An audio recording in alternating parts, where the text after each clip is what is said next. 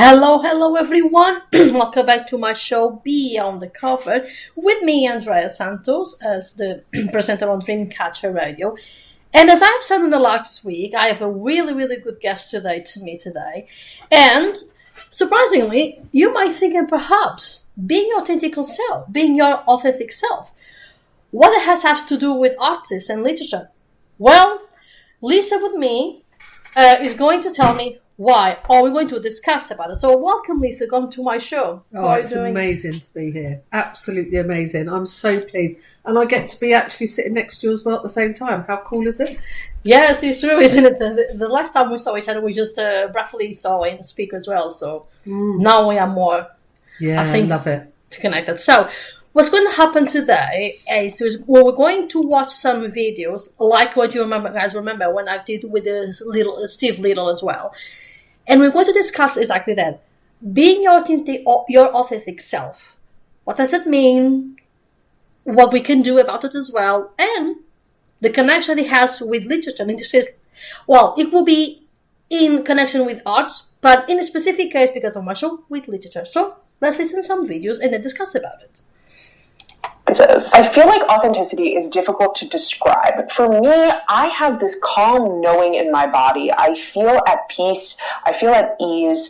I'm not putting on any sort of facade. There's a harmony that is existing within me that I want to radiate out to other people. Someone could say the most vile thing to me. I'd be like, whatever. Like, it doesn't bother me because things are feeling effortless and I'm feeling almost this internal warmth within myself.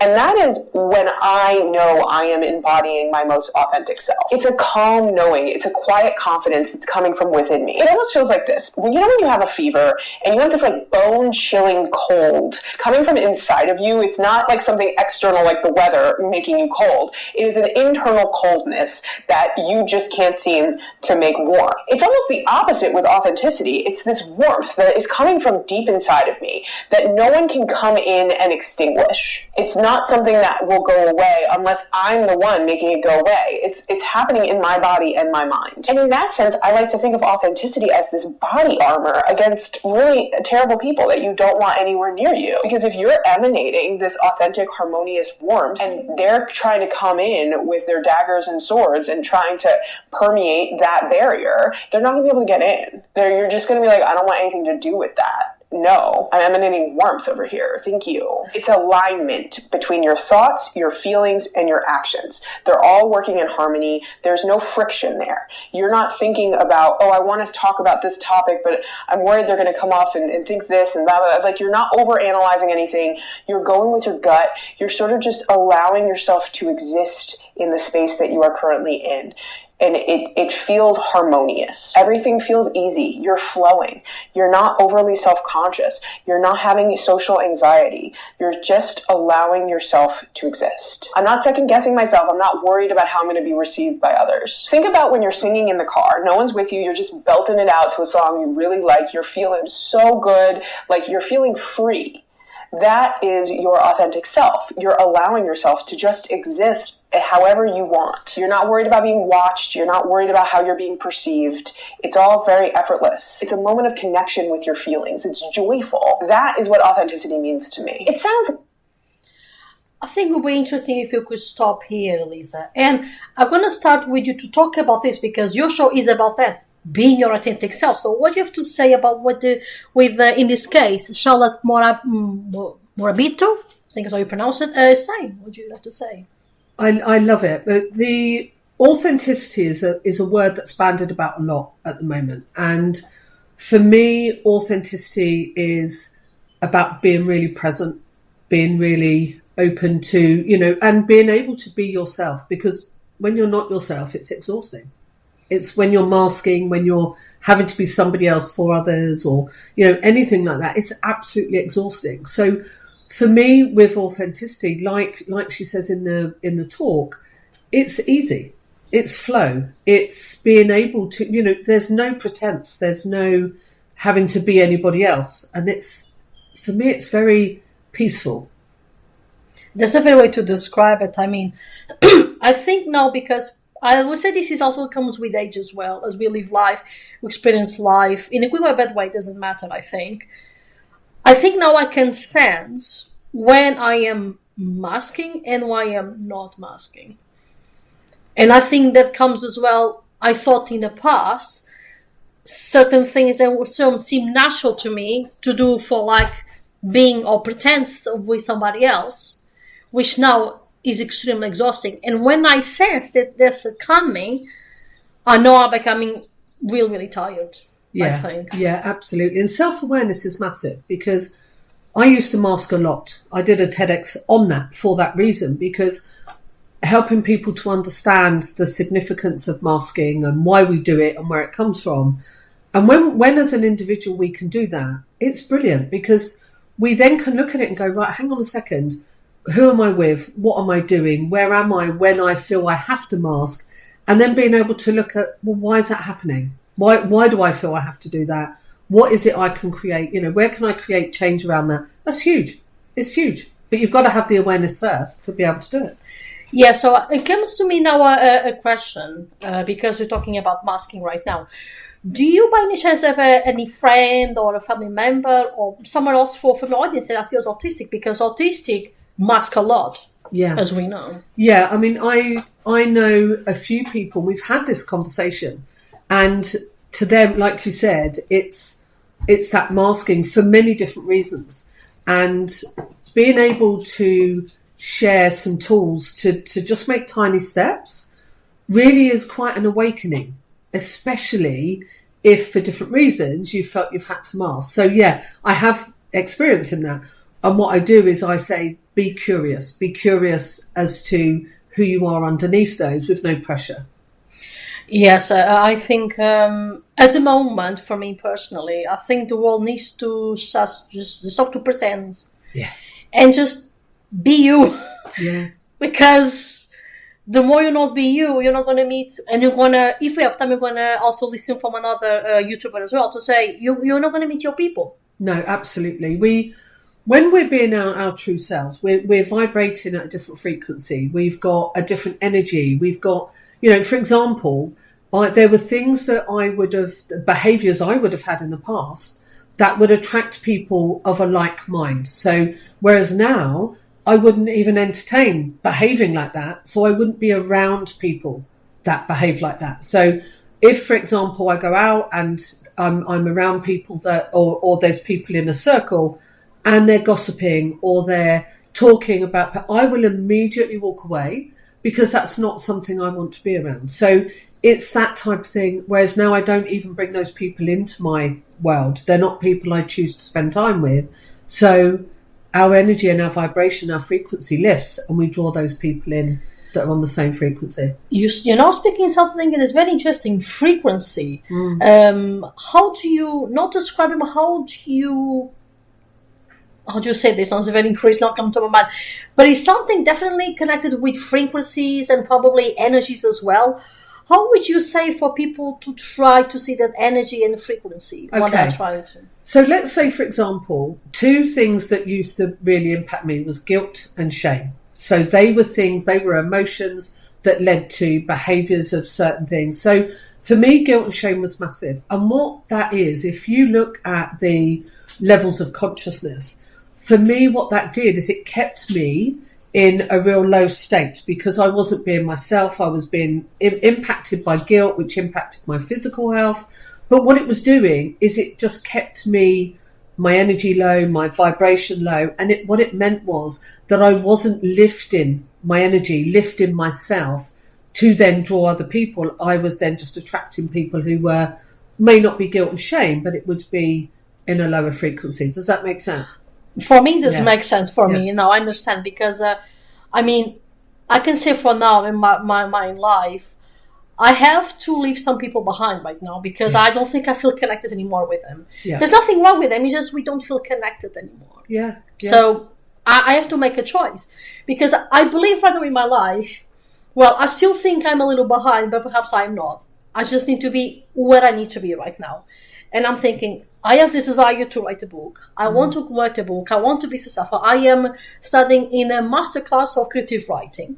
Fantastic. So I just have to go with this. Yeah.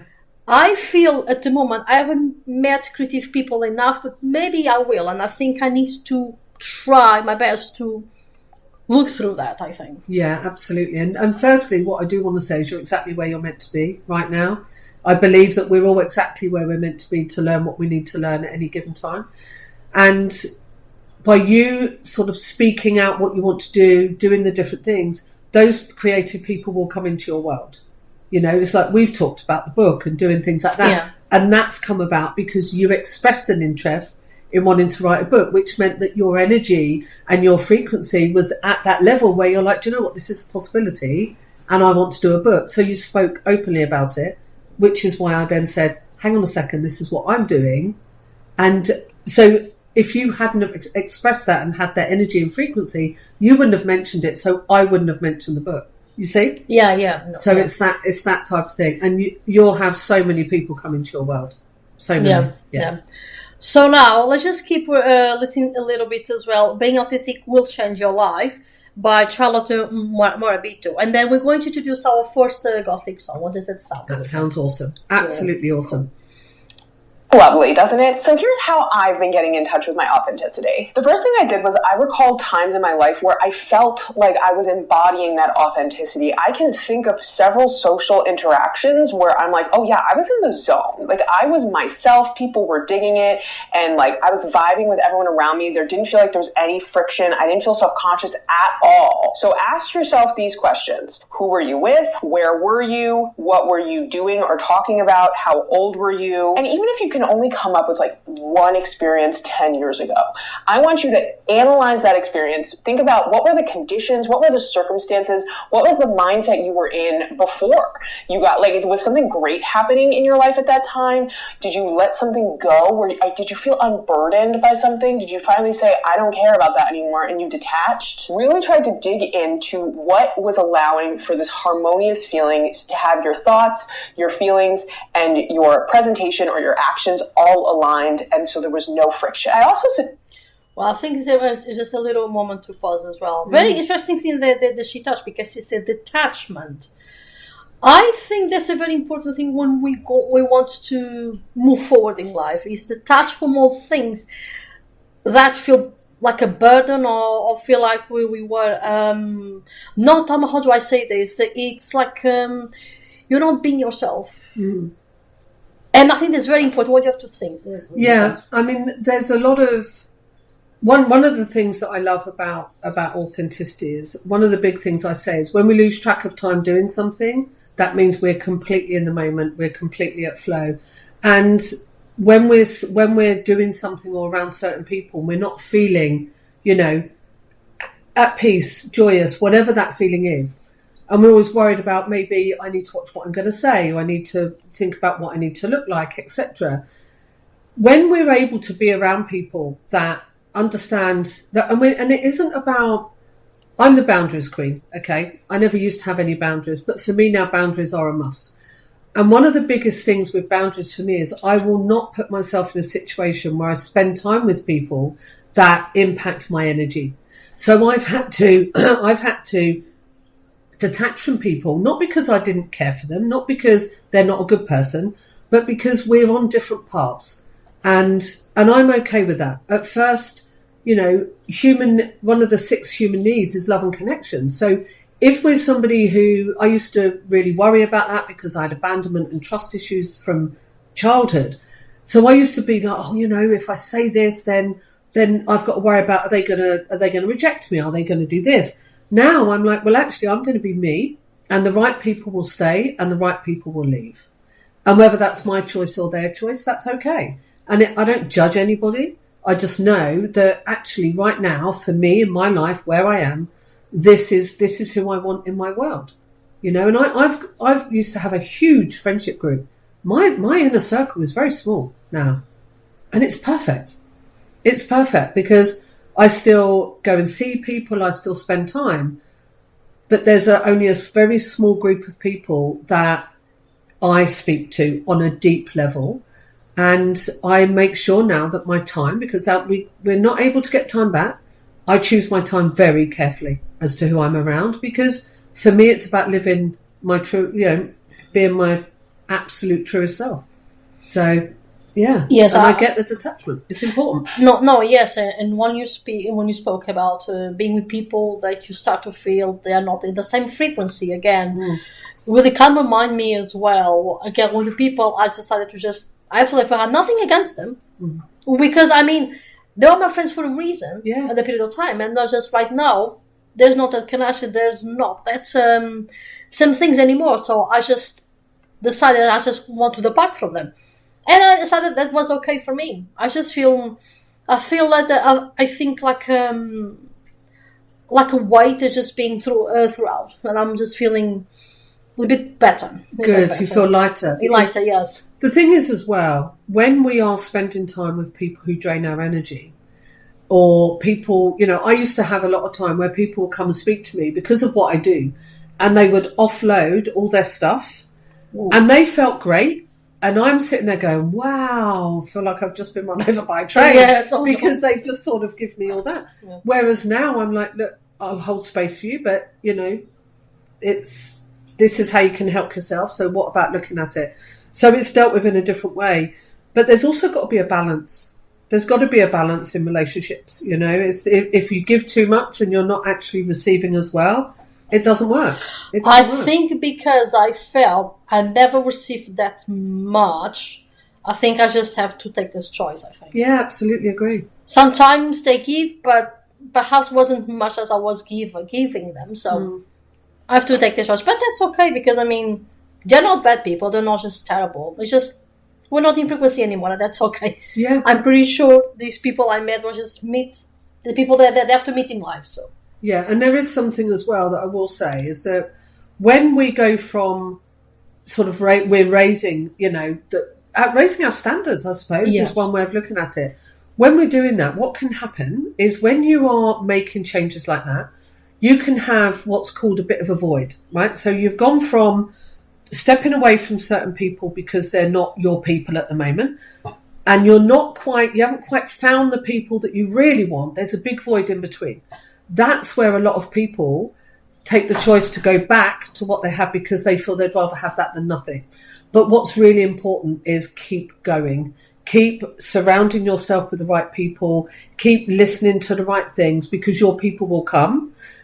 No stepping back. Don't settle and go back. Make sure that you're keeping forward and doing the things like you're doing, because the right people will come. Yes, and when you're speaking now, it kind of reminds me, but many times, not just right now, but many, many times, my mind tells me, oh, you should back to them, or you should stay with them. And I just think, no, I'm not, because I am right here, right now, for a reason. I cannot go back right now, because if I go back right now, I'm going to be the same old everybody knows. So I can't. And then you'll beat yourself up. Then you'll be like, why have I not chosen me? And it comes down to that. The right people will come into your world. Yes. And the right people will leave. You've done... Yes. And it's hard. It is hard when you've had connection with people. So well done. No, it is. No, I struggle a bit with connection. I know I do. From very, very young age, I remember struggling with connection, making friends. I did make friends, but I think the more I did, the more I started to feel left out. But okay. I didn't know the emotion at that time because I was a teenager. I was very, very young. So I was trying to please everybody in a sense, to try to have people with me. But then right now, I just think this is so exhausting, Andreia, what you have done to yourself. What you have done to yourself. But I mean... Yeah, but we all learn, don't we? We have to learn these lessons. Yeah, it's part of life. And because of that, I just have to cry a lot before I can grow. Because I think tears come when you mourn your old self. But I think that's natural. And it's healthy. It's healthy to be able to release the emotion of because it's grief. If you think about it, it's grief. So there are a lot of stages that we go through with that. But it's also very cleansing when we're able to release that, however that is. It's cleansing. So yeah, it's a really good part of it. So I think it's a very, very good moment for us to pause our conversation. It's been absolutely amazing, Lisa. So thank you. So I was just I know Gothic and metal music is not your genre, but would you just be kind at least to introduce our first a Gothic band? I love that.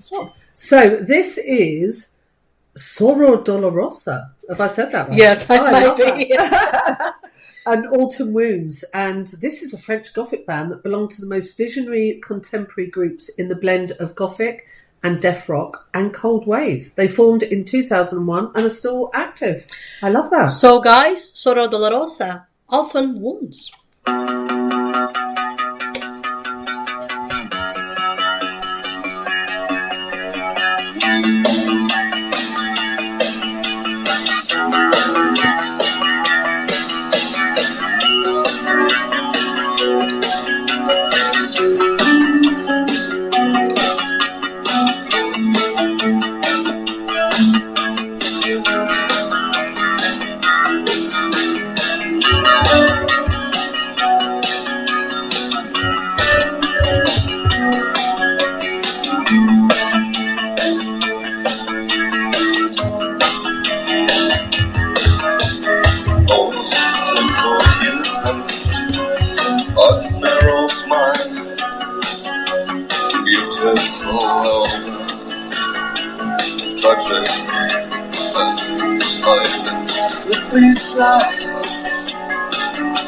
One more time, falling into your winter's crowd.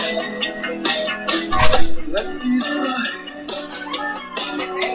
One more time, falling into your winter's crowd.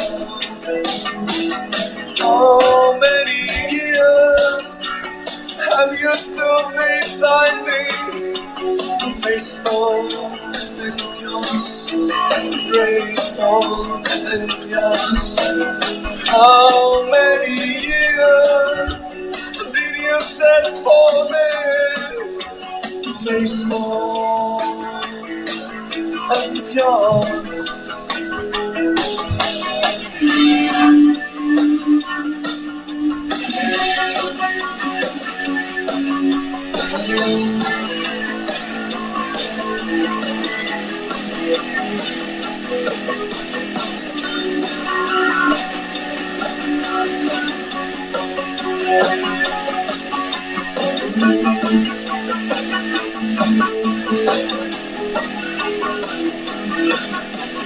How much is my body corrupted?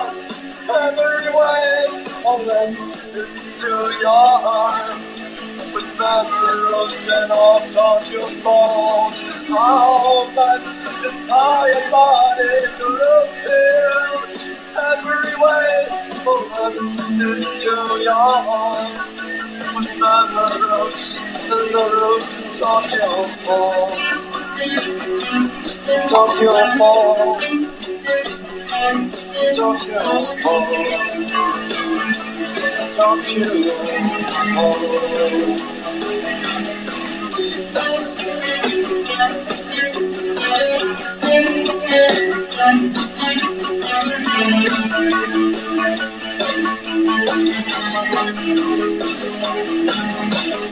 You are so welcome to forget the time and changing and conspirado and changing and disintegrado to meet you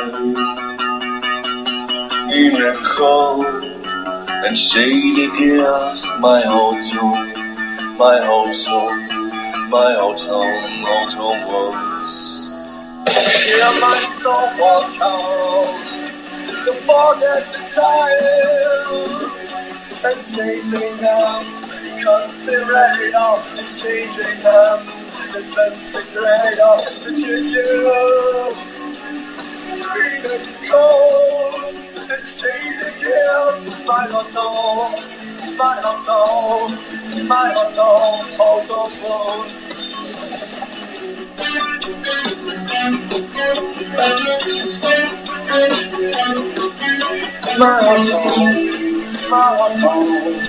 My auto walls.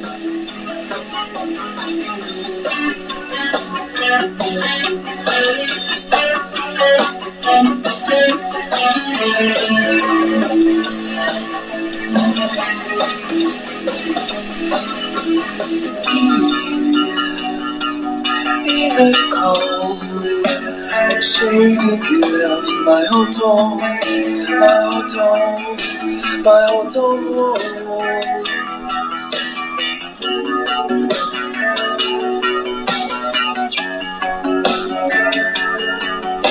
My old home.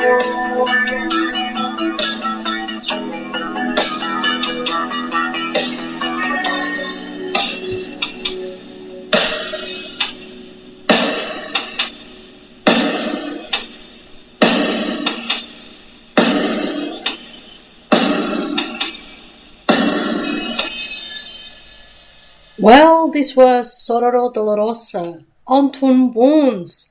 What do you think about this, Lisa? I know it's not your genre, but what do you think about this? I was sat here tapping away. It's it's like I said, it's not my usual genre, but I'm also somebody who loves to listen to different types of music, you know, which I love. So anything that's different to what I like, I do like to listen. Yeah, that was really cool. I really liked it. And you say it so much better than me.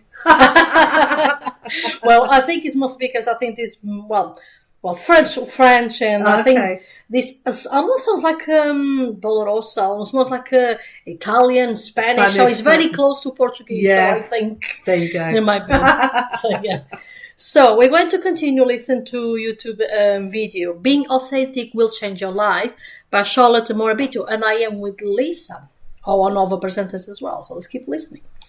Yes, reconnecting with some of your childhood interests. When we're young, we don't have external expectations shaping our interests. Maybe you like collecting really cool sticks, I don't know, or rocks. And then you grew up and people are like, that's weird, like, why are you doing that? And so you stop because you wanted to be liked. That is you being inauthentic, right? You like sticks. Just embrace that. And you'll find that if you're talking about this interest of yours, you're going to feel that authenticity. And this is a really good way of practicing, of knowing what it feels like. When you're enthusiastic about something, when you're enthusiastic about the work you're doing or the topic you're talking about or the environment you're in, whatever it is, you're going to feel that authenticity because there's going to be harmony and alignment. The next thing I would say is... So before we start to say the little thing, yes, absolutely, I agree with her. I mean... What is even being normal? I don't understand what normal even is, Lisa. No, normal is so overrated. What I loved about what she said there is, for example, when I get people to do speaker training and they're like, I just don't know what I'm going to talk about. The first thing I get them to talk about is something they love. And the difference in somebody speaking about, you know, either doing something they love, or it might be a pet, it might be something they love doing. It's like a switch goes. They go out of their head and they just go into their heart space of what they love doing. And that's what she's talking about there, about the sticks. If you love sticks and you love, you know, collecting sticks, whatever it is, then that's your thing, and be okay with it. And then you'll meet other people that like sticks the more you talk about sticks. Whereas if you don't talk about sticks, you're not going to meet them because they won't know you like sticks. Yes, absolutely. And even interesting with this, because I'm thinking now about autistic people, because they go far beyond our interests. In fact, it's the entire world, if I will have to say. They will not even stop talking about it, but that's because it's what they really love. And for me, it saddens me to see when I think interests are not met. But even people are not met with their interests, I think the fact just to listen, I think, should be more than enough. Yeah, I think the thing is as well is that life has become quite stressful in different ways. You know, there's a lot going on, and when people do things that light them up or they enjoy doing, they have this. I should be doing this, or should is.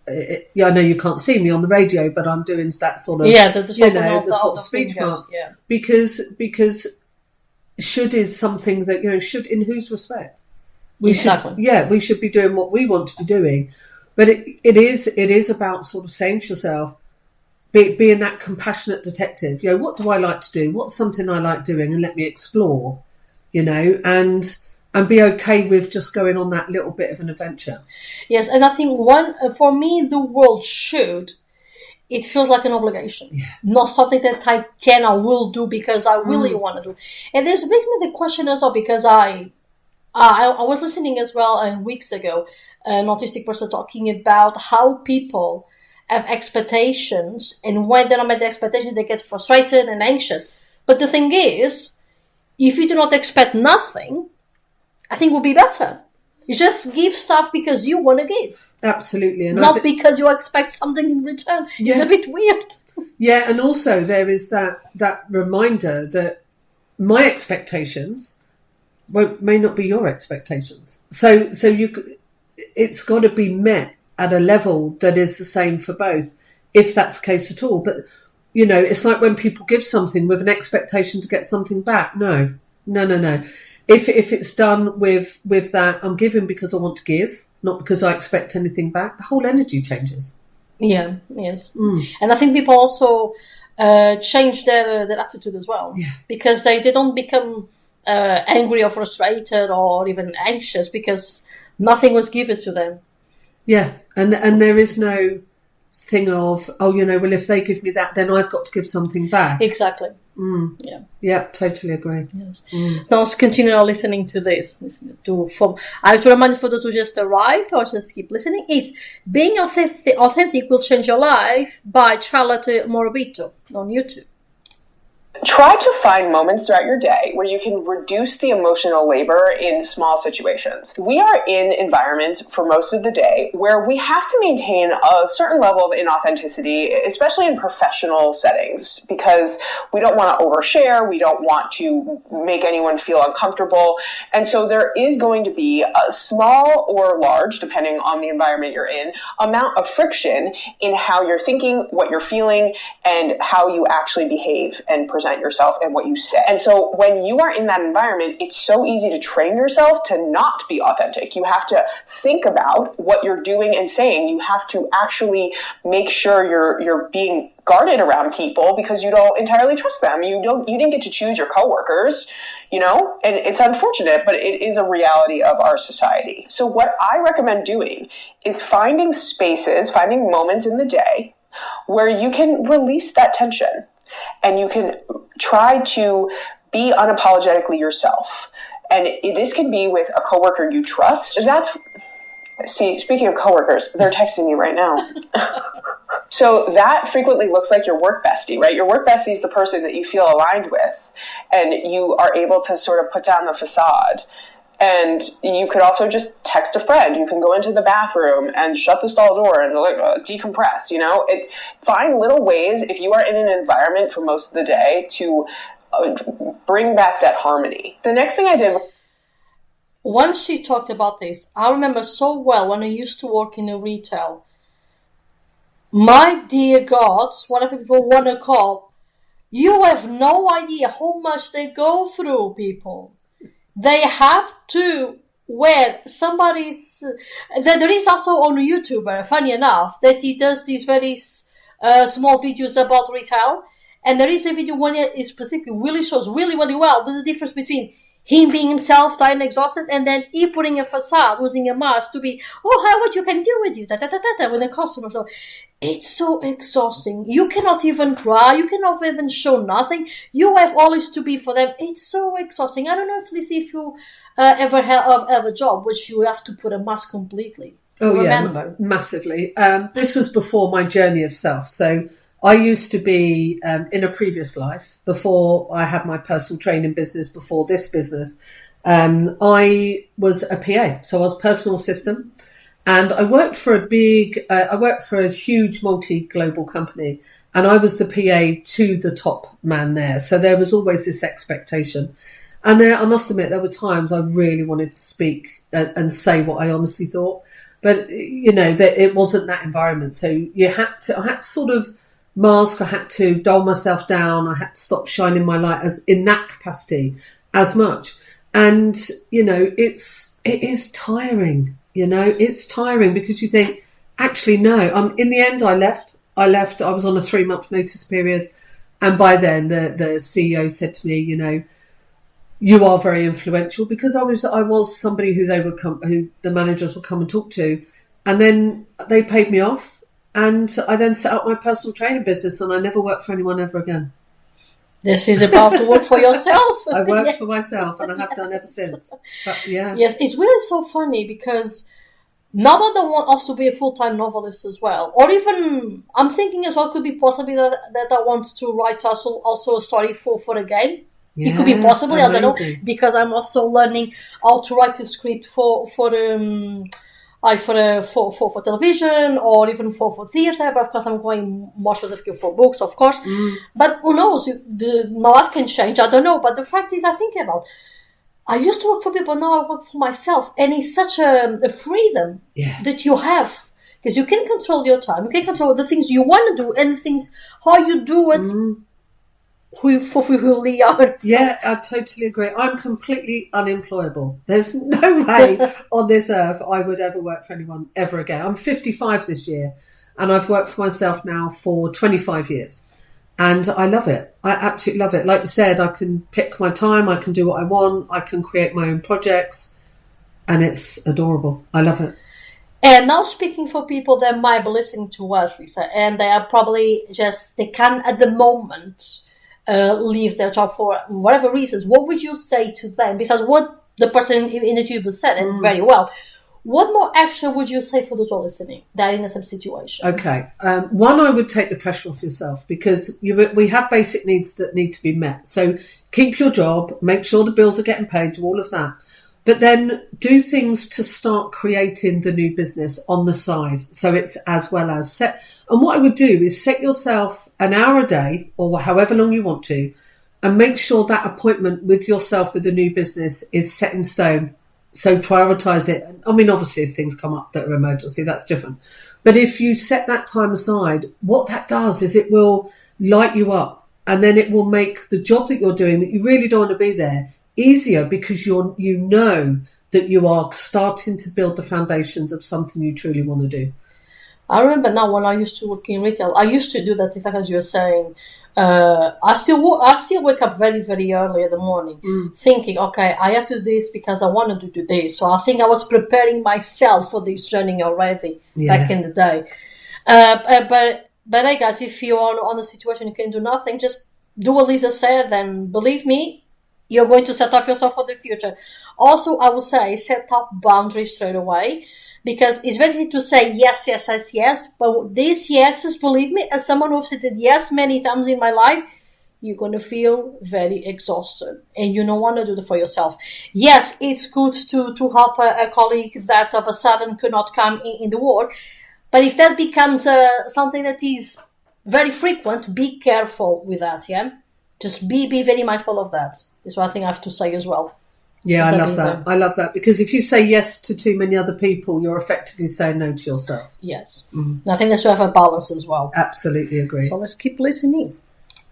Because I got clear on my values. So one of my values is honesty. It's just candor. I like being honest. I don't want to have to remember the white lie I told you. It just seems pointless and I don't want to do it. And most of the time I feel like we lie to people in an innocuous way to spare their feelings, or we do it to spare our feelings. Like we're embarrassed about something, we're hiding it and all that stuff. And so I feel like if I am being dishonest, even in like a little white lie sort of way, I am not feeling authentic. There's friction. I can link some resources below for you to kind of figure out what your values are, but that's one thing I realized about myself. Honesty is very important to me. Let me tell you the story of how I realized this. I, again, went back to my list of like, when did you feel authentic? And I actually remembered a time where I switched from feeling inauthentic to feeling authentic in a social interaction in the moment.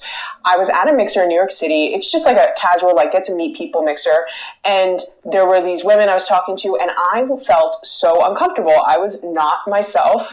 I was having trouble figuring out what to say. I was having trouble making conversation. I did not feel comfortable being there, and I felt very self-conscious. And I found myself lying at one point. I, for 4 years, was getting electrolysis done on my face. I had the beard of a 12-year-old boy, and it's gone now, but that's what I would do. I would spend an hour or 2 hours, sometimes a week, getting that done. And so I had mentioned, like, oh yeah, I had stuff to do earlier, but I missed a different function that they asked me if I went to. And I had said, instead of saying electrolysis, I said I got a facial because they asked me what I was doing. I didn't even consciously make the decision to lie. I just sort of did it. I was going to let it go, but then one of the women was like, oh yeah, where do you get your facials? I'm like, okay, great. All right, well, now I can either continue lying or I can tell her the truth. And I decided to tell her the truth. I'm like, actually, it's not really a facial. I get electrolysis on my face. And she's like, what's that? Most people don't know what the heck electrolysis is. They have only ever heard of laser hair removal. I started telling her my whole story about the facial hair, about deciding to spend the money and make the investment and how to find people. And I showed her photos. It became a really good conversation. She was very interested in the actual procedure.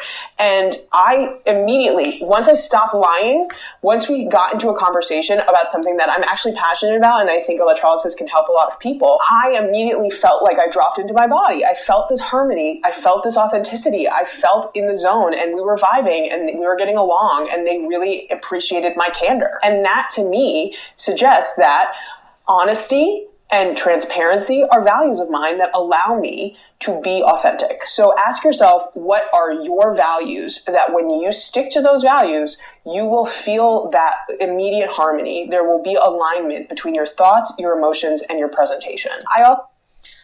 I think this is a very important point that she was bringing up, because it's so connected with masking, to your morals, and also you can just, I don't know how to describe this, but I think I still try. This also depends what I am with, of course, based off the people. But I still, because I'm a quiet person, this is very difficult for me as well.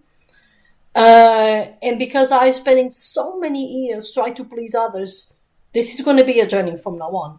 But I definitely agree with her. That people should be more honest with their morals. And they should stick with them. Yeah, absolutely. And it is a journey, because it is something that, we've got so many habits and autopilot behaviours that are ingrained. It is about changing that. But the brilliant thing is we can rewire those. That's the beauty of it.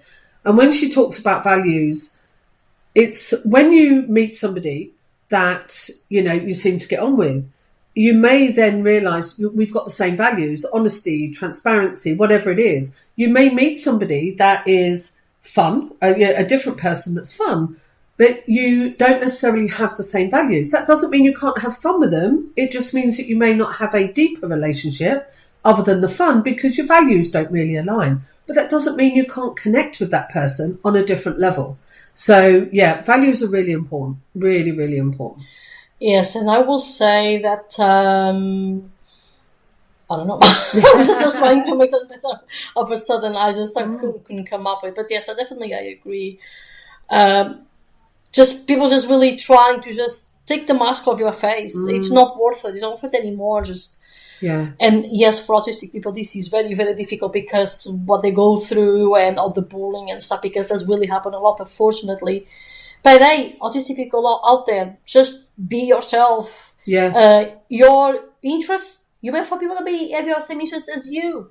Yeah. So go out there, guys. Just go out there. And one thing I'd really want to point out is that a lot of society, they need to understand, right? So they need to understand about autism, and because autistic people for me are I nearly swore then, and I realised I'm on the radio, are absolutely incredible and have superpowers, as we all do.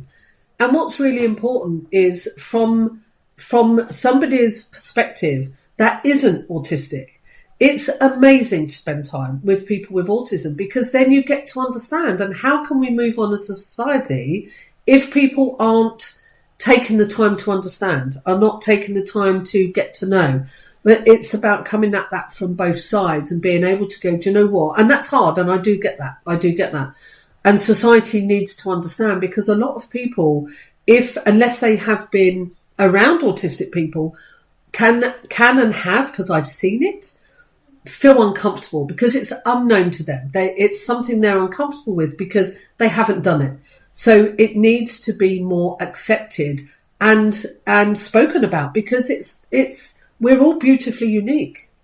I think it's an incredible gift.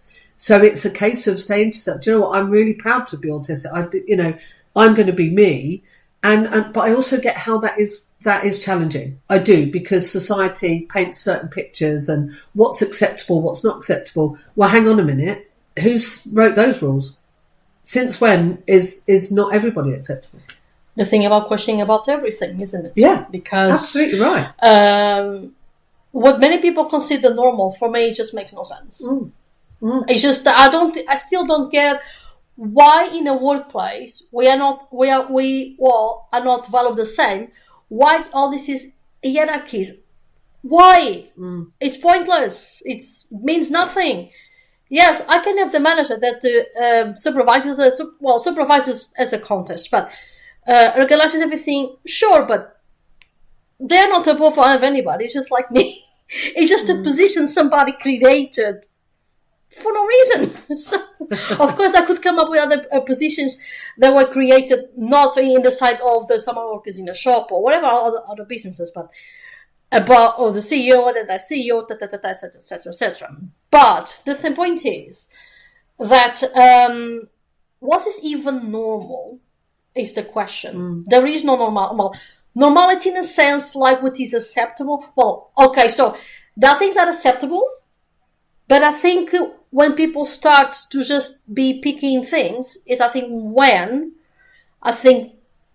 the normality starts to just not. I don't know how to explain this, but it's like when somebody thinks someone is normal and somebody is not. Absolutely, yeah. And I don't know if I'm making any sense. Probably not. I'm so sorry. No, you are. You are making sense. My mind is just so. It's just no.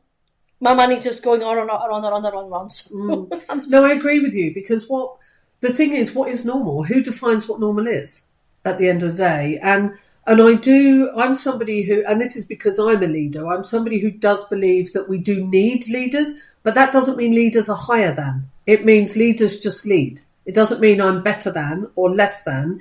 It means that in a situation, I am very good at speaking up and being able to lead. That doesn't make me better than you or better than anybody else. It just means we all have our different strengths and things that we're really good at. So if somebody needs to lead, I would step forward. If there was something else and we needed something done that you excel at, you step forward and you lead in that situation. So I do believe we need to have certain leaders in situations, but that means we all lead in our strengths, not necessarily that there is a hierarchy, because I think then you have a lot of people who put people on pedestals that immediately then say to themselves, well, I'm less than because they're better than. Yes, exactly. We start to compare ourselves with the others, and then creates anxiety and probably depression, even if we go really further in all these things that happen in our brains as well. And it's just not good for us at the end of the day. We have to think that we are different, sure, but we have all different needs, and some people, I think the end of the day is, other people's skills may not be ours, but that's okay because we all can collaborate together. Yeah, we've all got our own skill set. We've got our own strengths. We've got our own flaws. Every single human being. And if anybody thinks that they're perfect, run a mile away from them because they're absolutely not. Because none of us are. Yes. So before I will introduce our first metal band, let's just keep listening the YouTube video. I'm going to say it again. It's called Being Authentic Will Change Your Life by Charlotte Morabito. I also recommend experiment with new experiences, experiment with your feelings. Start with people you trust and notice how you feel around them. Notice the sensations in your body. Notice the thoughts in your head. Pay attention to what feels aligned with you. Pay attention to when you truly feel like you have dropped into yourself. If when I said recall a time where you felt like you were authentic and you're like, I can't think of a single time, I want you going forward to think about your experiences with the people around you. If you truly enjoy the person you're with, then what is it about them? What is it about the experience? Are you feeling some sort of contentment and harmony? And if you're not, what is leading to the conflict? What is leading to you feeling friction in your body? Is it emotional labor? Are you controlling for their feelings? Is this about social anxiety? Are you simply self-conscious? Is this a person you actually trust? If you trusted them, then are you really, why are you feeling that anxiety? What's going on? So you really need to just get very curious about your thoughts and your internal experience and use the external as sort of a cue and a marker for, okay, is that what's causing that? What is triggering this feeling inside of me in my environment right now? Are you able to feel that authenticity when you're alone? If you are alone, what are you thinking about? What are you doing? What is it that is giving you alignment and harmony? I think it's a very good point she makes about I will not say experiment of people because it sounds a little bit odd what she says, but I think I get what she's saying. It's like just see who people can be themselves with other people, and if they feel comfortable, just be there with them, because that will be the people that are going to be with you. And I'm very interesting when she said about when you are on yourself alone, that's when you really are. And I think this will connect if you are with people who are meant to be. They will not judge us. I think comes a tendency with judgment, I think. Yeah, absolutely. And the thing is as well, sometimes we can go into our head, immediately worrying about, well, if I'm like this, they may not like me, or if I do this or say this, that might not fit. And it is about being really true to you, whatever that looks like. But also, it's so easy to go into our head and not into our body. Our body is the first thing that will tell us if something's off. And it's about really paying attention to, that little knot in the stomach, or that little, your heart rate going a little bit faster, or your hands starting to sweat. That's, in my opinion, that's our body's way of sort of saying, okay, let me just listen to my body here. And what is that telling me? And in what situations does that happen with? Who am I around? And that can be both from an empowering and a disempowering point of view, because if you're looking at things and you think, oh my God, I absolutely lost track of time, I laughed a lot, it was brilliant, and it was fantastic, then brilliant, then bring more of that in. But on the flip side of that, if there's situations where you are feeling that, you want to say something or don't feel you can speak, or you're not being true to who you are, and you're sort of, you can feel that in your body, it's about saying to yourself, right, okay, what are those? That's what she's saying there. What are the situations where I'm not feeling completely at ease? Because when you're at ease, it's a joy. Yes, and I think I also will say that gut feeling, it doesn't necessarily need to be physical, but the gut feeling, or if you're feeling that you have to run away, leave. Run away, leave. Don't stay. Well, don't stick with people when your body also conscious saying, let's just create an excuse, or let's just say, let's just leave because whatever the situation is, just leave. Don't be afraid to leave. Don't be afraid to leave. Is your body is unconsciously saying to you, this is not the people for you, not anymore, or not right now. Yeah, absolutely. And if for whatever reason you're unable to, you've got an appointment, whatever it is, just pay attention and remind yourself that change that for next time and don't go there, because sometimes there might be a reason why you can't walk out in that exact moment. Just don't put yourself in that situation again. Pay attention to what's happening in your body so that you can refer back to it. Yes, and which is a very good advice from all of us listening to these ones. I'm going to introduce now the first metal band song. It's called 10-Ton Slug, a very interesting name. Mindless and Blind. So because it's going to have a lot of screams and yellings, I have just going to read a little bit of a portion of the lyrics. But this is an Irish/grove metal band from 2013. And they are still alive. Still alive, no, still active. Mind you, still alive, my God. Still active. So, the lyrics goes like this. A furious obsession with questioning the past. Shoulders carried nations, persevering life to the last. One ignored the wisdom given. Now she chokes on his ash. So, whatever this means, so guys, this is 10-Ton Slug, Mindless and Blind.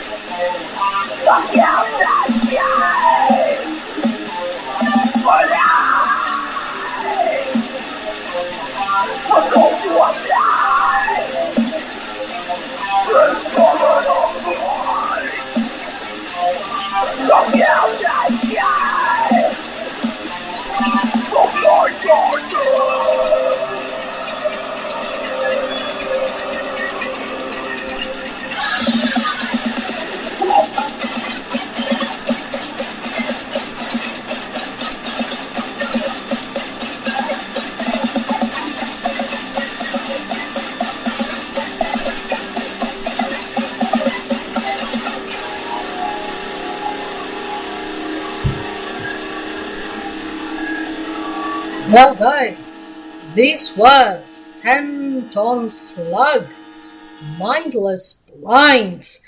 So, Lisa, what have you to say about my first introduction to metal? Well, I have to say, it's definitely not my genre, but yeah, so different. I love the way, because I'm sat here with you, I love the way you're getting into it. Yes. Have you always been into this music?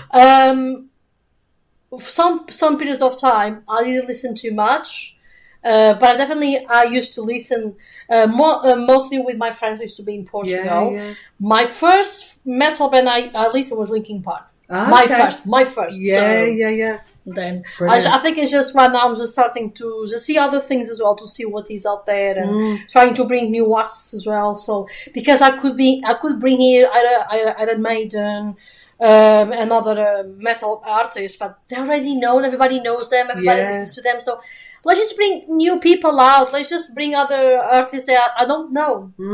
I don't know. So exploring. Exactly, exploring. Love it. So we're going to the YouTube video is coming to this hand, but not us, because the show is going to continue. So for those who are listening, me and Lisa, we are discussing about being authentic self, and almost at the end we are going to see how actually connects with artists, and how this is actually as a connection, because it must have a connection. And Lisa's going to tell us why. But let's keep listening. The YouTube video called Being Authentic Will Change Your Life by Charlotte Morabito.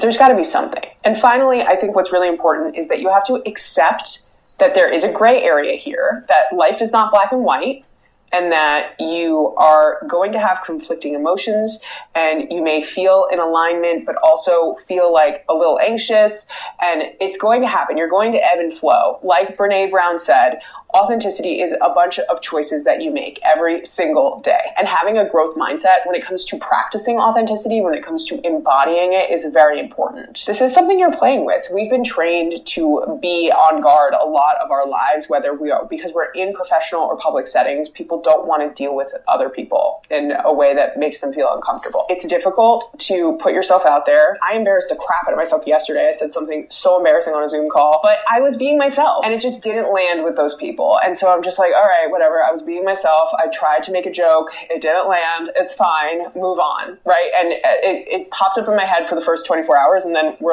done. It's fine. Nothing in my life changes now that I felt embarrassed. We're moving on. Ultimately, what this comes down to is just practicing, because the problem we all have with finding our authenticity is when we get into environments and around people that make us feel like who we are when we are in that aligned space is insufficient and is not going to be accepted. Ultimately, this comes down, I think it's maybe too superficial to say, but it's social anxiety. We are presenting a facsimile of who we are to people, and that is creating inauthenticity. And I find that when I'm not thinking about it, when I'm just speaking the way I speak, people find me hilarious. And I'm like, what did I say? I don't think that was very funny. I was just being honest.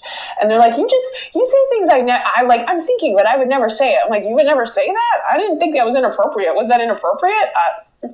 Okay, but I'm the girl that talks to random people at a mixer about her 12-year-old boy beard. So maybe you shouldn't listen to me. I don't know. But you got to the end of the video. And this was the end of the video. What do you have to say about this is, I think what she brought in about in the middle, the gray area about your authenticity, was very interesting. Do you think this gray area comes as well with the people living life, and through living life they will discover more about themselves? Do you think this is connected with that? Yeah, and there's also the piece around getting comfortable being uncomfortable. And when things change and when we're discovering things, there is that element of, oh, I've never felt that before. And the brain immediately will go, oh, hang on a second, we need to go into the filing cabinet of past, your life experience. And if you felt this way before, and if the brain's gone, oh, no, you've not done this before, you immediately, what happens is the brain says, right, we need to take you back to what's familiar. Whereas actually, that's the part where you go, this is where the growth happens, where I'm creating new experiences. So once you start doing things, this is why the small, consistent things are really important.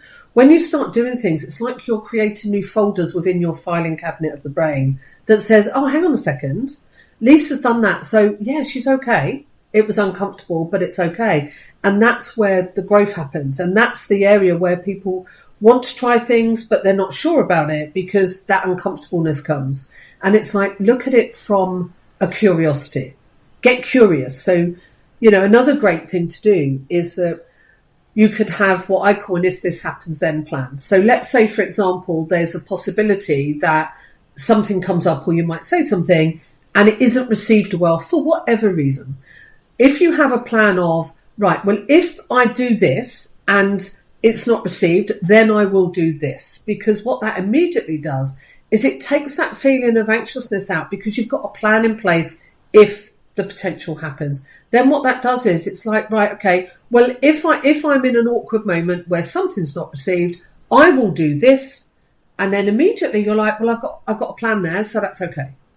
So there is that grey area, but it depends how you look at it. If you look at it as grey meaning growth, I see it differently. So if you look at it like that, then you grow from every experience. Yeah, I think it's a very interesting way you are putting things out. People to try to have a second plan, if this makes sense. Probably this is what we're trying to say, a second plan. If things don't go as we plan, a second plan is always at least ahead, so we can not probably react on emotions, but emotions are very important in their own place. But at least to have something in your hand where we can rely on as well. Yeah, I think. Yeah, absolutely. And be okay with whatever emotions come up, because every emotion is valid. Every emotion shows you something. So if you're able to look at that emotion and say, well, where did that come from? And, what can I learn from this? It's a win-win in all respects. That's also very true as well, because, again, hiding emotions, bring them out, is not going to... It's not going to be fun at the end of the life of somebody. And I am telling this as someone that's been there. It's not a fun ride. It's not fun to bury emotions. Just accept. Even if you have to cry for a couple of minutes, just cry. It's okay to cry. It's okay to feel vulnerable. And yes, vulnerability, nowadays is risky, because we don't know what another person comes from. We don't know what are their intentions. And that's okay to have the safety. But when a strong emotion comes, let it be out. Let you cry. Let you also be frustrated and angry as well, because it's valid as well, as its place as well. So just don't bury emotions, guys. It's yeah, and it also leads to disease of the body. So when we bury emotions, anger, frustration, whatever, it can create issues. I had chest issues for decades, because I wasn't speaking my truth, and because there were things that I needed to talk about. I didn't speak about them. I didn't speak about my emotions, and it created chest infections. I probably had 4 to 6 chest infections every single year for varying reasons when things got stressed. Now I don't have any. No, that's brilliant to listen. Yes, it's really good to listen. And also what you have to say, Liz, and also coming to my mind, is for people that carry... I think we could call it family or generations stuff from them. What you have to say with these people that are carrying that as well, because because about the authentic self, expectations. For example, if you have to be with your mom, and then you've come with your mom's friends, and then sometimes expectations it's going to have to be like this. What you have to say about this? Oh, it's huge. Generational behaviour, generational trauma, whatever way you want to look at it. I can only share from my experience, but I had a father who was very controlling, very much, everything had to be his way. And that came from his father. And, and what it is that because I had that learnt behaviour, because I was in the household, there were certain things I learnt. But then what I did is I started to look at behaviour and say, hang on, what patterns, that comes from his beliefs, my grandfather's, my grandparents. And it isn't a blame thing.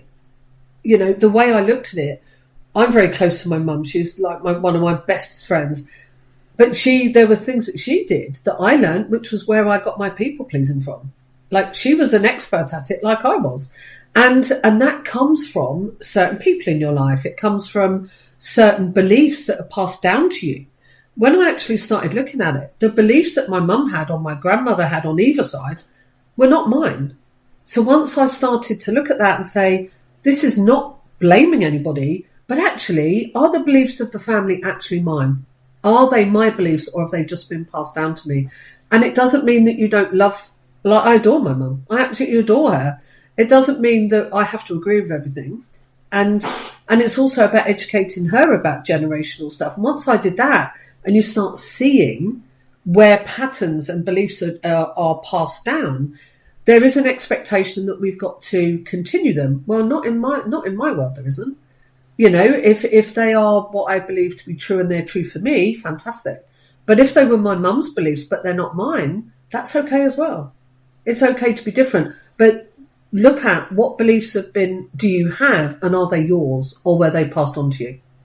Yeah, I think that's the way to definitely to look at it, because I think people don't realize how much their own family being. Of course, it's important for a father and a mother to educate their child. Definitely, no questions asked. But I think when a child is not themselves, or they're very close to their parents, and there is no that conversation about they're actually celebrating the difference, I think there's going to start to have a very long-term problem psychologically as well. I agree with you, because the thing is that we are uniquely different. That's why my show is called Unapologetically You, because it celebrates the fact that we're different. Because wouldn't life be very dull? Yes. If we're all the same, we all think the same, we all believe the same. You know, I also believe that in schools nowadays and I've been saying this for a long time, it's damaging to kids, because the creativeness of children is being absolutely, it's not being celebrated. It's not and that needs to happen. So I call that out all the time. Sorry, I just thought I'd mention that. No, please. But it's important. Please. It's important for you to say that, because I think nowadays, yes, the creativity is deprived from them, because it's from little ones that we see how they progress as an adults. Yeah, and the school system is archaic. It's been in place for decades and decades, and it isn't serving the young people now, because life has changed. There's technology, there's all these different things that they're not being taught. They're not being taught emotional intelligence. So how can you think for yourself if you're not emotionally intelligent? And if you're not taught that in school, then you've got to be taught that by parents. And if you've got parents that were never taught emotional intelligence, you haven't got a chance. Exactly. That comes with the past generations, because they have different life. They have to go through wars. They have to go through probably. Oh, I'm going to say right now, what was autism back in the day? Yeah, absolutely. There was nothing about that. Nowadays, we talk about other mental illness, which is very, very important to talk about. Right now, I think younger people have. I want to say the best, but it's a very good way to start, I think. Yeah, because these things are so open. So back in the day, on our grandparents or even parents, what was even there to discuss? There was nothing to discuss about that. They couldn't, or if they were, they didn't know. They have to go through life. They have to bury their emotions, or bury their own traumas, bury their own everything, and then it becomes a very chaotic society, I think. Yeah, absolutely. And labels are so easy to be given to people, and they're given. But the problem is, I believe, is that sometimes when there's loads of labels, and people step into the identity of that label, and it's like they can put themselves in a box and that's it. Whereas actually, who are you without the label? Who are you behind the label? Who is Lisa King? Who's not a daughter, a sister? A content creator? Who am I underneath all of that? And when we start looking at it from that perspective, that's where we get to sort of look at, who am I without the labels of Lisa King? Yes, also have to be very careful with labels, absolutely. Yeah. Yes, so yes. Yeah. So we're going to listen to another video. I think it's going to be just 10 minutes, it's not going to be that much longer. But he's actually calling, Being Yourself Feels Uncomfortable? Watch this. This is from Pierre Lee, I think is how you pronounce it, which is it. So let's just give a look at this and see. Sound check, check, check. It's recorded. Yes? Be yourself, oh my God. Be authentic. We talk about authenticity all the time. What is authenticity? It's very simple. It's simply being the self that is a win for you at all times. I'm not one of those people that thinks, oh my God, you have to be the same person in every room. That means you're authentic. No, it just has to be yourself. that is on your side. You can decide that I'm going to show up in this space with this part of me because it works best for me in this room. That is still authentic. When a person meets you, they do one of these three things. They like you, or they dislike you, or they are indifferent to you. And these three things are inevitable. There's nothing you can do about these three things. I know what's funny? People can oscillate between those three things. Someone can meet you today and decide, you know what, I don't really know, and then they spend time with you and they're like, wow, me likey. Someone can meet you and go, oh my God, I've met my soulmate. And they sing a song and they tell everybody, do you know, I've met my soulmate. I've met the one that I love. And then guess what? They spend time with you. In 2 weeks, they're singing a different song. And how we feel about people that we just met is about how we ourselves see the world. Authenticity exposes compatibility. I tell you, this is what you hope for. This is what you hope for. That when you meet people, you're truly learning if you're truly compatible with them. Let's pause here, I think. Compatibility. I think sometimes that a lot of people feel that they have to like certain people. And there's a lot of pressure and expectations that people have to get along. It's like, well, actually, no, we don't have to get along at all. And it doesn't mean that you turn around and say, well, I don't like you, so I'm never going to speak to you. But it is that level of, you're not the sort of person I'll go out socializing with, but we have to work together and great. Let's keep it as a work relationship. Brilliant. Doesn't mean to say we have to be best friends outside of work. Yes. Know? Oh, yes, absolutely. Yes. I think it's very important to distinguish between workplace and then personal life. I think there's a balance there. Because your co-workers, the majority of the time, they're not going to be your best friend. If you found one best friend, good on you. Fantastic. But if not, it's okay as well. As the person says it on YouTube, that's fine. People are not going to like you. People are going to like you or not. That's okay. Okay. Absolutely. And it is about understanding that we're not meant to be everything for everyone. I've got friends who I talk business with. I've got friends that I go out and have fun with. I wouldn't mix them necessarily. I can have fun with my business friends, but if I wanted to go out and there were certain crazy things I wanted to do, I wouldn't necessarily want my work colleagues there, from that perspective. But I wouldn't talk business with my friends either because they're not business people. So being able to understand that just because you've got friends, they don't need to be friends that know everything and you talk to about everything. You can have different groups of people that serve a purpose for you. Mm-hmm. Yes. So I think what I'm trying to say, I think my understanding is that so how I'll say this.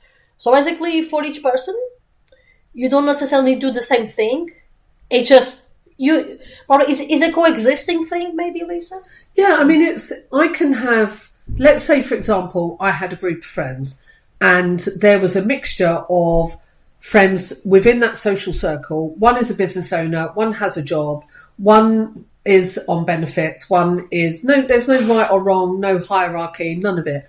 I wouldn't necessarily sit and talk about my business all the time because the people that don't have a business wouldn't necessarily be or feel as included in that conversation. I would talk business with my business friends, my peer groups, etc. So it's that type of thing. It's about being able to make the best because you want to be, you want to have these different people in your world. It's about being able to do that in a way that works for everybody, where you're still being true to yourself. That's what's important. Yes, again. So, again, there's going to be a YouTube video.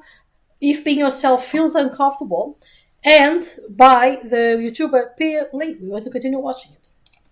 Reason why a lot of us are so afraid of showing up as ourselves is that we're trying to maintain a story. We're trying to sustain a brand and image. In order to be yourself that is a win for you in every situation, you have to be, number one, you have to be somebody who understands that there is a difference between discomfort and danger. That something is unpleasant doesn't make it harmful. When you're honest about who you are to yourself, then it becomes easier to present that person in public. You think, someone met me on Monday and they're like, I think Pearl is this kind of lady.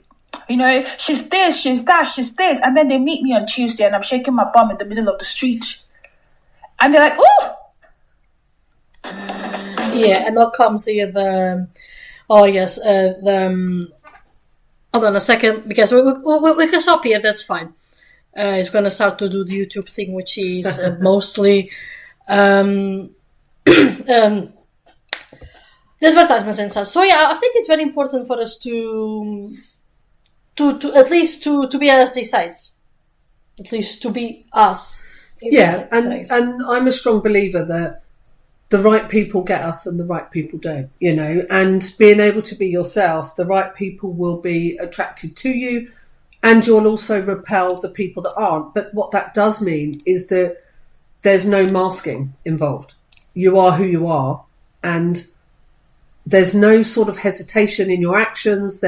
It's flow, it's energy, and you feel there's no second guessing that you've got when you go to do something. You do it because you're being true. Yes, and I think it's also keeping in mind that when we are showing ourselves who we really are, people are going to judge. People are going to say, as the YouTuber is saying, "Oh, she did this! Oh, like this kind of awe-inspiring surprise." But yes, it's because you are. I think we have because we are beings. We are not perhaps multidimensional because we are not just one thing. We have several things that connect with one. Yeah, I think absolutely. I mean, for example, I could be in a supermarket shopping and the next minute a really good song comes on. I will dance down the aisle and not think twice at all. And what I'll also do is start a bit of a flash mob with the people that work there and say, come on, let's go. It creates a ripple of people doing things that they would never normally do because they're too worried about what anybody else thinks. I really have no care factor of what people think of me. So what it does is it sort of inspires others to go, oh, I'd love to do that. I haven't got the front to do it. But because Lisa's doing it, I'm just going to join on. And then they'll be like, oh, I really wish I'd do. I'm like, do it. You don't necessarily have to do it at work, but just start it. it. Yeah, just start it. So let's keep listening now as well. I didn't know that's your problem. I showed up as myself. You projected your way of being onto me. And on Wednesday, I show up back again with an aspect of me that I enjoy and that suits the situation I'm in. And they're like, who is this lady? What I am is everything. What you are is everything. Why? Why be in a box? Why? When you can be free and floating and fluid, who told you that you cannot be fluid and still coherent? Who told you that? Who told you that your essence disappears just because your language changes? Who told you that?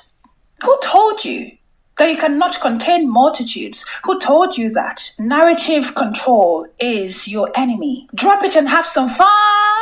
And clarity does not, under any circumstance, guarantee acceptance. That I show up in a way that makes me feel like I'm someone you can accept. That I try to dumb myself down, or maybe not even dumb myself down, but change up myself in a way that I know that this person opposite me must receive. Does not mean I'll be accepted, because you know why? I do not know what is going on in their minds. When I show up as myself, I used to charge. And again. Oh gosh. Here we go. This is what happens when you have to juggle between YouTube videos and such, because it's YouTube video. So yes, Lisa, what you have to say with this? Is that what you have? Yeah, I mean, the societal expectations, you know, you're supposed to look a certain way when you're in this environment. You're supposed to act a certain way when you're in that environment. And the thing is as well, it's exhausting. I used to do it. I used to do it myself for a long, long time. And it's like, well, who am I supposed to be in this situation? And why am I, you know, you question things. Whereas when you're actually yourself, in any respect, there's no questioning anything. It's like, well, you know, this is who I am and I'm not going to dull myself down or stop shining my light. Is that easy to do straight away? Categorically not. Not if you've been on autopilot, you've been ticking many boxes.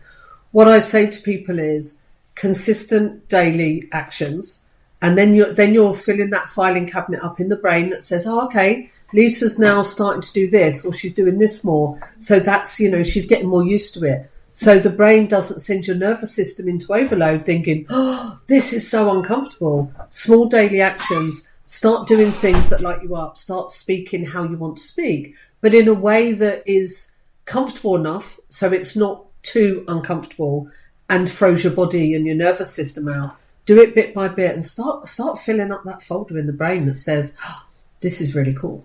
Yes, absolutely. And I think this all connects with the word you should not, which again brings just discomfort and just brings the obligation to do things. Yeah, great word. Which is just not the way it is. And I mean, I'm somebody that I've listened many times from family members. You should this, should that. And I said, my mind goes, no.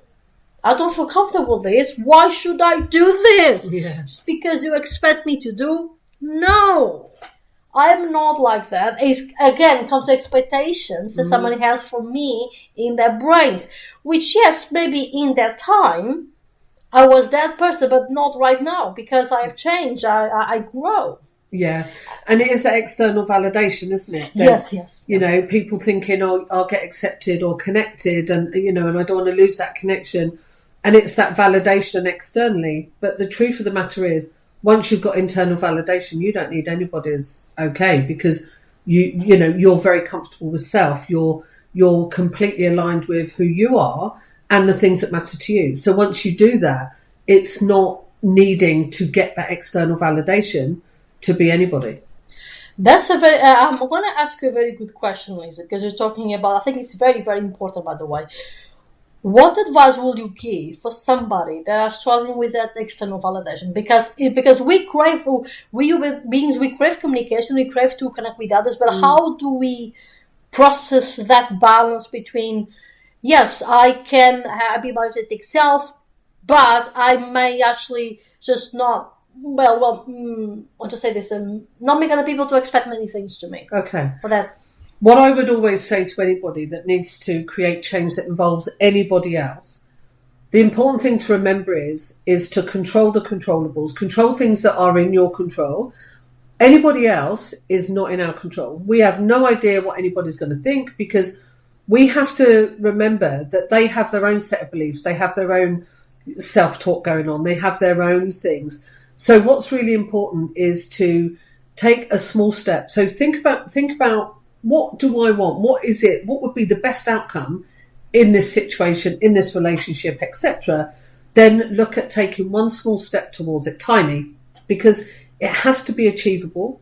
Otherwise, it will be, oh, well, I failed. I couldn't even do that, etc., etc. So make it tiny, make it achievable, and do it with somebody that you feel comfortable with initially so that you can practice verbalizing something, because that's always a hard thing. Practice it with somebody. If you haven't got somebody, start practicing it, you know, in the mirror, at whatever way you want to do it. But start getting comfortable saying it and see how your body reacts. Get your body used to saying it. But do it in a way that's with somebody safe, you know, so that you can do it a little step. Because once you do that little step, you're reminding your brain to say, do you know what, that's okay. This is a new experience. Put it in the filing cabinet, in the folder. And what you're also doing then is you're making sure your nervous system doesn't start getting too dysregulated, and you're creating your own inner safety net around that. Yeah, that's a very good advice. It reminds me of my own experience with the radio as well. I started as somebody that I wasn't expecting to have this registration. Mind you, all this attention. Of course, I never met a listener in real life, but I imagine there's tons of people listening right now, me, and saying, this woman is talking about writing techniques, literature, books, and then she puts gothic and metal music, absolutely amazing. But then my fear was at the time, I was to be seen, what people are going to think of me, what they're going to expect as well. But right now, it's actually okay. I'm comfortable enough to do this. I know the things I just tell in my show comes from a source of writers, and I'm going to say where people can find it to source of if they really want, and I'm not comfortable with that. Yeah, because I don't need to be perfect at the end of the day. But also, you're going to have the people that want to know about literature, that love Gothic and rock and, you know, all of these things, and you'll be introducing that to other people. So, and people that aren't into that won't listen. Same as with my show. Yeah. It's okay. Because I know that what the people that will come and that are listening are there because they love the content and we're aligned with, you know, each other. Perfect. Oh, yes. because, and then also reminds me the people that come to my show have the questions to me for answer. And I think I'm doing a good job because You're doing an amazing job. I'm trying to answer the best as I can. And for those I don't really know, I just really say depends on you, depends what you are into. Because when they ask me, for example, what's my favorite book and why, I like so many books. I don't have one specific book that I like. This all depends. The genre depends what takes me to the book. Yes. Exactly. And when they ask me an advice to tell me a favorite book, I say, depends of your genre, depends what you are into. So of course I'm telling right now, but if somebody will tell me, look, Andreia, I like that, say, I don't know, horror, let's say, for example. I like specifically, Lovecraftian horror. Besides Lovecraftian, which other books of the same genre would you recommend me? I would gladly go and to see what other books that are there for them to read and experiment. But yeah, absolutely. Of course, this is very specific asking. And also, for those listening, please, guys, I'm not charging you by any way. I'm just saying you that the questions that come to me is very not specific enough for me, and because I rely a lot on specific things. This is why I tell you, depends on your genre, depends on what you're into, because I can tell you something that works for me, but before you're going to say, I'm not into it. Why she even recommended this? So, and then, again, expectations, things we do. So this is all connected. You see, guys, it's all start to connect itself. All connected. Isn't it, Lisa? Yeah, absolutely. And there's things there's certain books, if I'm in the mood or I'm like, I want something light today, I'd read that. If I want something that's business, I'd read another book. It doesn't mean that I would I certainly wouldn't pick up a business book all the time, but I love to learn about business. But it depends for me on the mood, what it is that I want to do, etc. So yeah. So I'm going to keep listening. The YouTube video is called If Being Yourself Feels Comfortable, Watch This by Pia Lee. Going, who am I compatible with? It's like an antenna. It's like giving out signals. And then you might not pair with some people because it's not compatible. Okay? And then you pair with some people. The Bluetooth device. Quick pause, because I get asked this all the time. If you're stuck on things like, listen. And then again, of course, we have to skip this because, yes, this is being for YouTube. This also being at the moment as well with Lisa. It's, again, spontaneous things. But I can ask you some questions while we wait for them as well, Lisa. Absolutely. So I thought there's some interesting questions from the internet. And to ask for yourselves, do you think asking these questions will be interesting? For example, what are the stories you want to be telling for your grandkids from your rocking chair, for example? I mean, for me, the little ones in my life, I would always talk about expressing yourself, about being true, about sharing your voice, shining your light, that type of thing, and ways that they can do that. I will always make sure that anyone in my life is heard and seen, and that for me will be tales around that. Without a doubt. That's fantastic. So now, yes, let's keep listening to it. Oh my gosh. Something happens. The connections you have are not honest anyway. So you are still uncomfortable. So why not choose a discomfort that has the best outcome? And the thing is, a lot of people don't like honest people. And I'll tell you why. A lot of people don't like honest people because honest people demand something from them. People do not resist authenticity. What they resist is what it demands of them.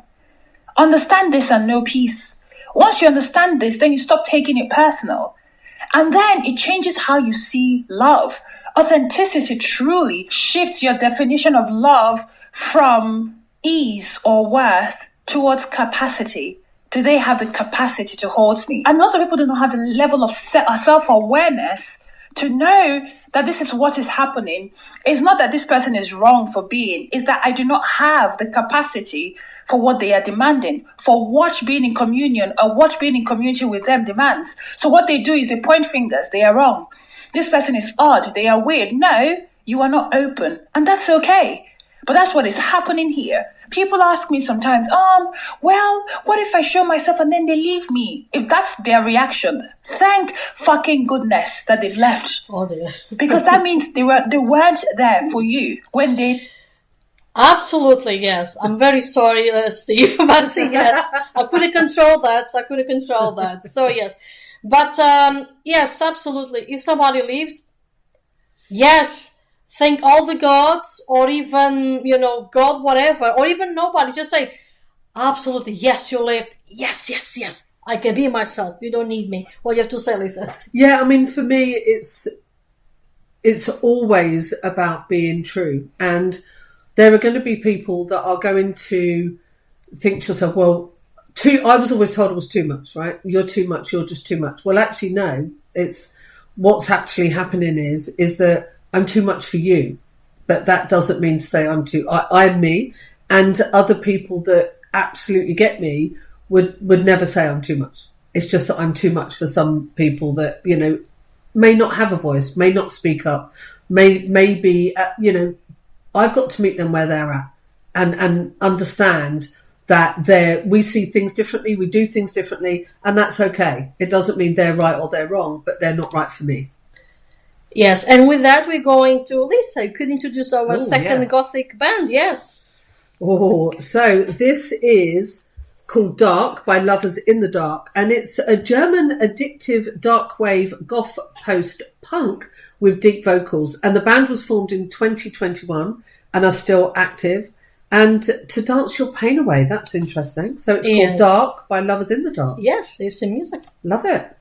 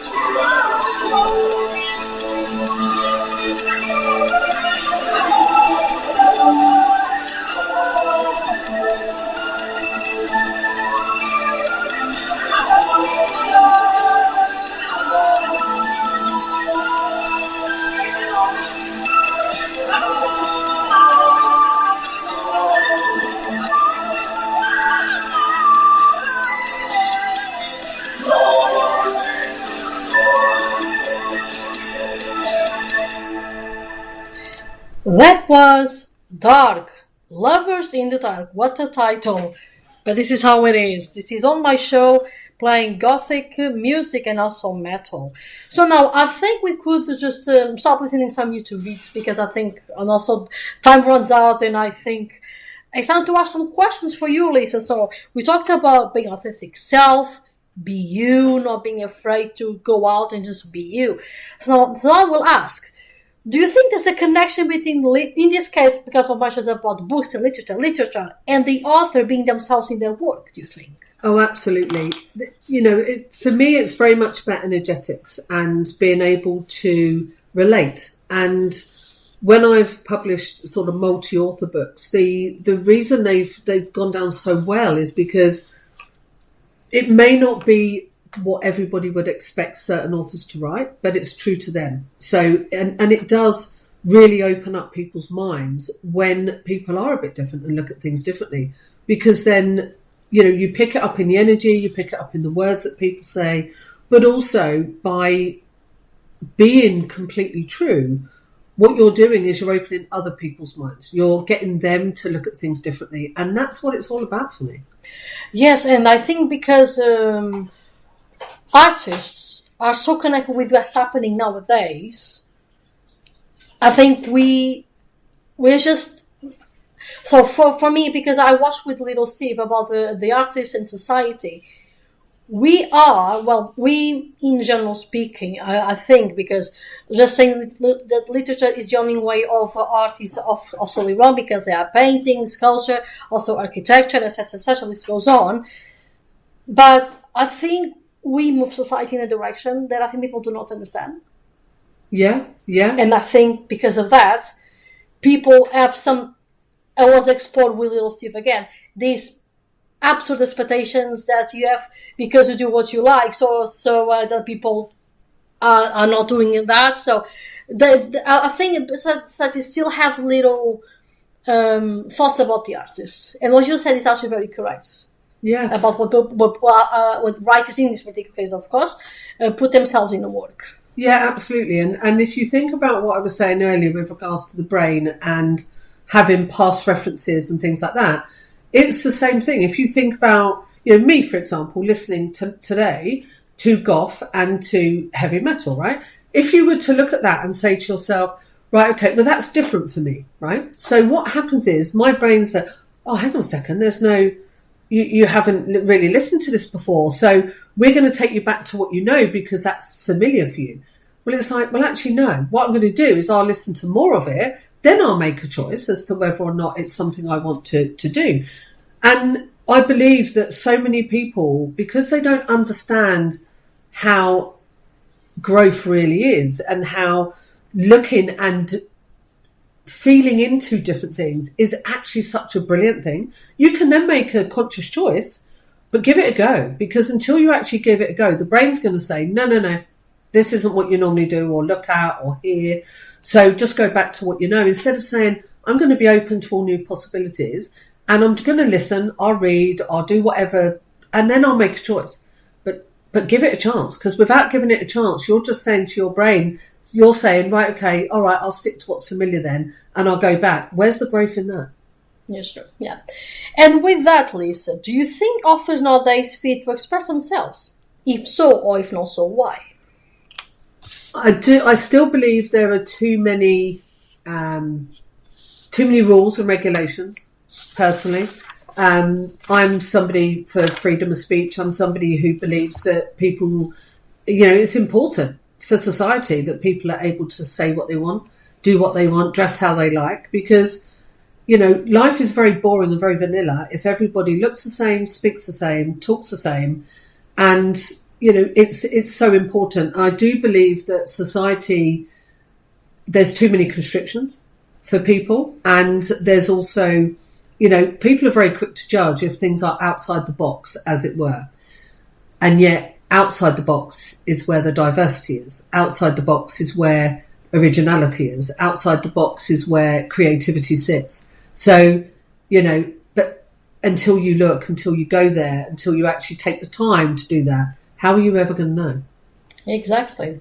So the question will be as well, what are your thoughts, not specifically probably what you do, what are your thoughts about motivational books? Would you recommend any book in particular? For me, books are a huge part of my life. I'm somebody, I like physical books. I've always been, they help me out of a really dark place. You know, when I had my breakdown after my partner's death,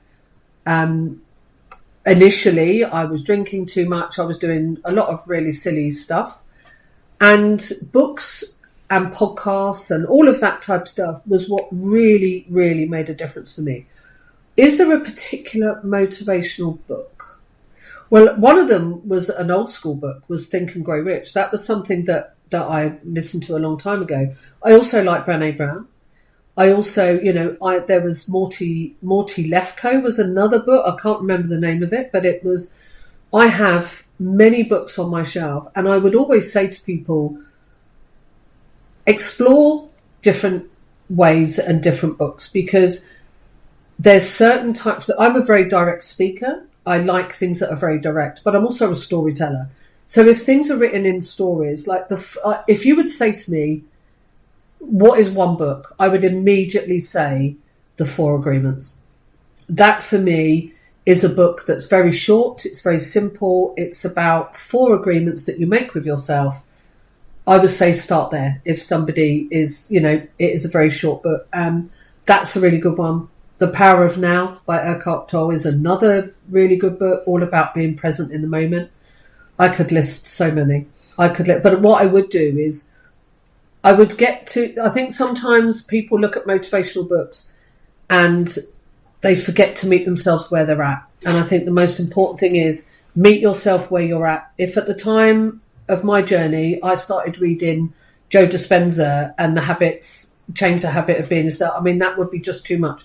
So pick the book of where you're at. If it's just too much to read a big book, The Four Agreements is a great place to start, and just meet yourself where you're at. I think that's the most important thing. All right. So, also, what is your opinion about words and the relationship to human thinking? How much words do you think have an impact in us? Words, yeah. Words are knowing how the brain works and how language and self-talk is life-changing and life-saving. Words are really important. I think when it comes to books, the most important thing as well is to remember that you don't have to always agree with the author. It doesn't mean that because it's written in a book that it means it's right. Is to have a look at it and be very open to different perspectives. I think that's where books are so incredible, is the words in books have an impact. Words have an impact whether they're spoken or written, but it's also doesn't necessarily mean it's your truth.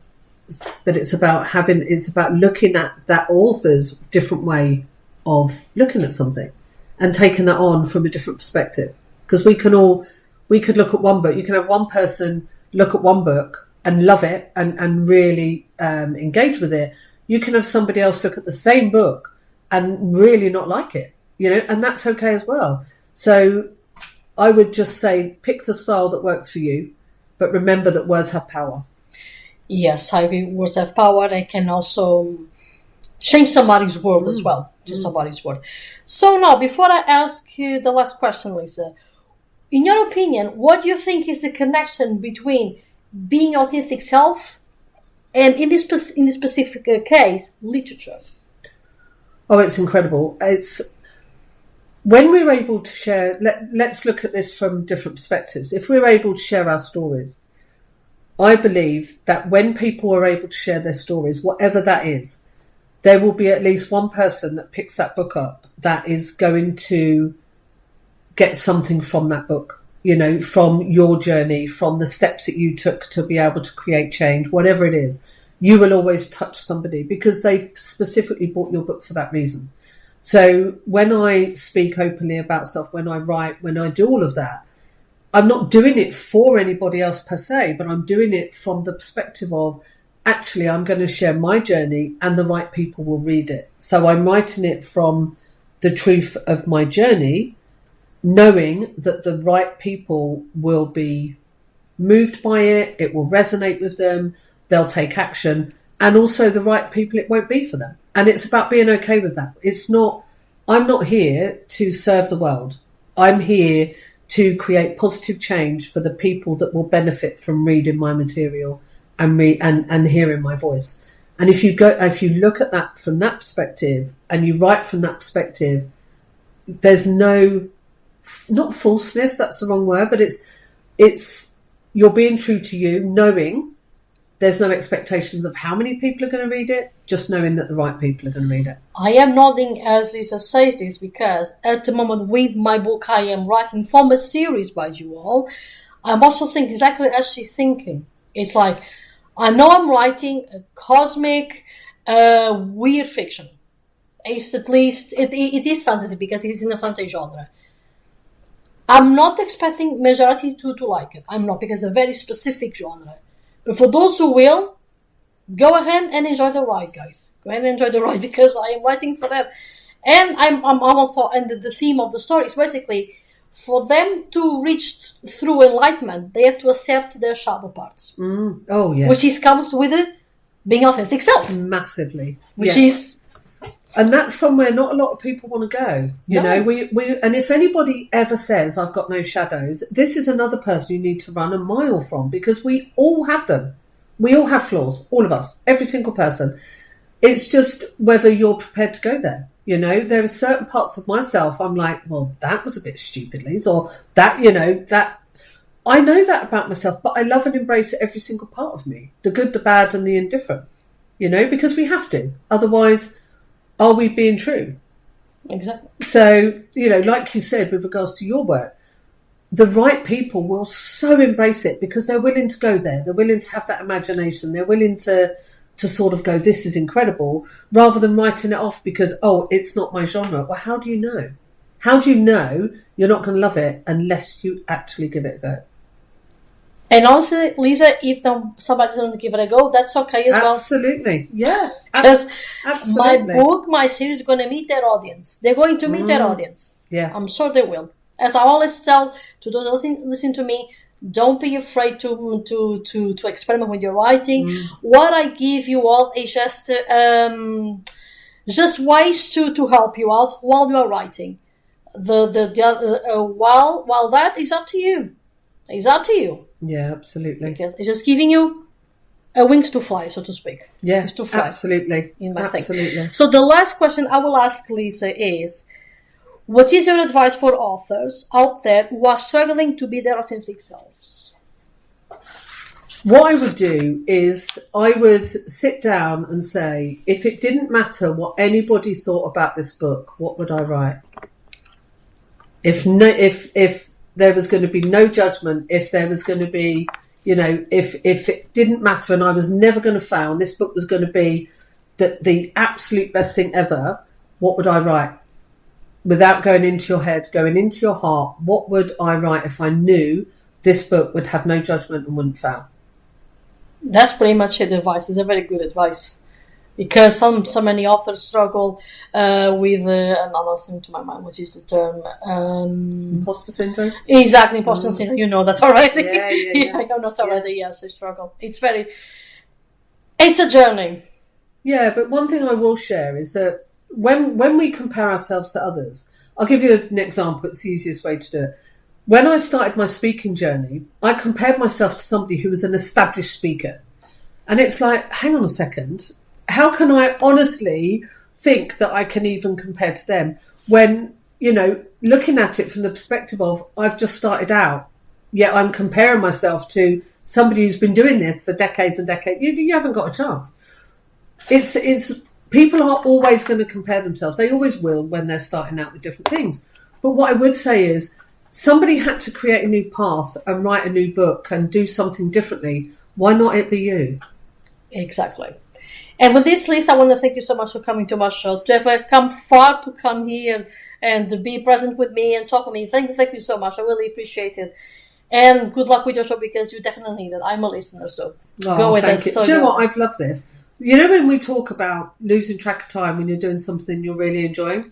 The 2 hours have flown. Yeah, just and flown, I have yes. loved it. I've absolutely loved it. So thank you for asking me. It's been awesome. You're welcome. Very awesome. So Our last metal band is going to call the Cessas, and is Dying Hope Blossoms. So this is a Chile melodic death metal band from 2020, and are still alive. And funny enough, because Lisa told me this, she's going to do an interview about empowering women. Our vocalist now, it's a woman. And according to a YouTube, a website I found for them, they said, this music is about the global warming and animal exploitation, are two deeply important issues for humanity, and we cannot stay on the sidelines. The daily looting on the seas, deforestation, pollution, exploitation, animal abuse in different circumstances, entertainment, meat and dairy production, sports, etc., are some of the facts that we want to shine a light on this new song and video clip. In addition, we announced the great collaboration of the renewed international non-profit environmental organization, Sea Shepherd, and the national NGO Animal Libre, who collaborated with in audio-video content for the video of to be able to transmit this strong and powerful message together. I'm gonna read some verse because again the female artist is going to scream. So the second verse reads like this: "Why I am chained, why I am caged, we are being massacred by the minute. Trees are burning, the fields are drying, by businessmen stealing nature's water. Oceans are poisoned, cetaceans captured. Cold-blooded actions under progress name." So, guys, this is from their sisters, Dying Hope Blossoms.